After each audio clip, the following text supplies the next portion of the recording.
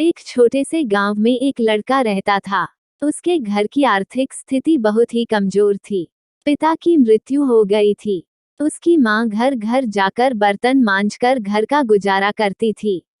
वो लड़का अक्सर चुपचाप ही बैठा रहता था। एक दिन उसके टीचर ने उसे एक पत्र देते हुए कहा, तुम इसे अपनी माँ को दे देना।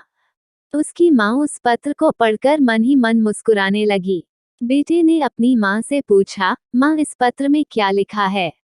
माँ ने कहा, बेटा इसमें लिखा है कि आपका बेटा कक्षा में सबसे होशियार है। हमारे पास ऐसे अध्यापक नहीं हैं जो आपके बच्चे को पढ़ा सकें। इसलिए आप इसका एडमिशन किसी और स्कूल में करवा दीजिए। लड़का खुश हो गया और साथ ही साथ उसका कॉन्फिडेंस भी बढ़ गया। वो मन ही मन सोचने लगा कि उसके पास कुछ खास है। अगले ही दिन उसकी माँ ने उसका एडमिशन दूसरे स्कूल में करवा दिया। उस लड़के ने मन लगाकर पढ़ाई की और एक दिन अपनी मेहनत के दम पर बड़ी सफलता हासिल की।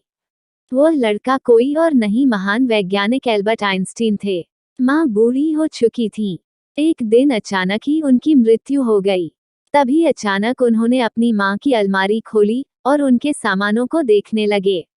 उनकी नज़र एक पत्र पर पड़ी।